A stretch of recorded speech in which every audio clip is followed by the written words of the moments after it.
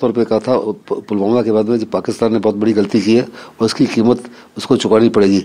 सारे देश को उम्मीद थी कि हिंदुस्तान के प्रधानमंत्री कुछ ना कुछ करेंगे, और वास्तव में उन्होंने दिखा दिया कि उनका जो 56 इंच का सीना है उनमें उससे भी बहुत ज़्यादा, उन्होंने कहा था जितना दुख आपको है उससे ज़्यादा दुख मुझे भी है। तो ये 12 विमानों ने सक्सेसफुल स्ट्राइक करने के बाद में 12 के 12 वापस आ गए। वंस अगेन साफ तौर पे दर्शाता है कि हिंदुस्तान बहुत काबिल है। जब पहले हमने सर्जिकल स्ट्राइक की थी हमने एक लॉस भी नहीं हुआ था, अभी भी 12 के 12 हवाई जहाज वापस आ गए, जबकि पाकिस्तान फुल वॉर अलर्ट पर था। लेकिन पाकिस्तान अभी से ही डिनाइल मोड में चला गया। वो बोलते हैं कि 12 हवाई जहाज जो है हिंदुस्तान के आए, हमने अपने जहाज़ों को स्क्रैम्बल किया और हिंदुस्तान के हवाई जहाज जो हैं अपना वेपन जो हैं प्रीमेच्योरली रिलीज करके भाग गए वापस।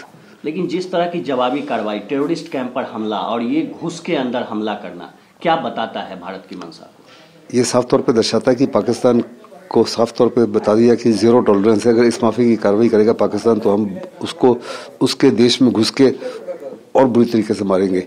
सर्जिकल स्ट्राइक के समय भी हमने उसको दिखाया कि हम उसके देश के अंदर घुस के, उसके घर में घुस के उसको बर्बाद कर सकते हैं। अभी फिर हमने उसको दोबारा दर्शाया कि हिंदुस्तान में हर प्रकार की क्षमता है, हर प्रकार की ताकत है। इसके बावजूद कि पाकिस्तान के आर्मी चीफ और एयर चीफ तकरीबन 2 दिन पहले ही पूरा टैप किया था और कहते हैं हर प्रकार से हम सुरक्षित हैं। हिंदुस्तान ने दर्शा दिया कि आपका ये झूठा अनुमान है कि आप सुरक्षित हैं। हिंदुस्तान बड़ा पावरफुल है, इसके साथ पंगा मत लेना। अगर पंगा लोगे तो इसकी सजा आपको बहुत ज़बरदस्त मिलेगी। What's your reaction on 1000 kg bomb were dropped on terror camp across the LOC and 12 Mirage, a 2000 jet took part in operation? Miraj जो है बड़ा, Mirage is a very superb aircraft. 12 aircraft carrying 1000 kg bombs must have devastated that entire area in totality.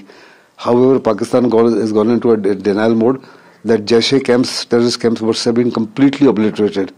I have no doubts on that. I am very sure that sooner than later the damage assessment report will also be released, because 1 or 2 aircraft take photographs to indicate what is the quantum of damage that has been done.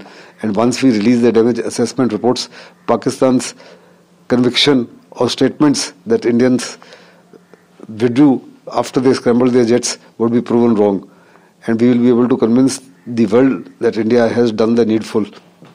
As an ex-army man, how much damage was done there after dropping the 1000 kg bomb on ground zero? Those terrorist training camps would have completely been obliterated. I have no doubts on that, and everything that is there, whether in terms of infrastructure or human beings or any weapon systems, etc., would have been completely destroyed.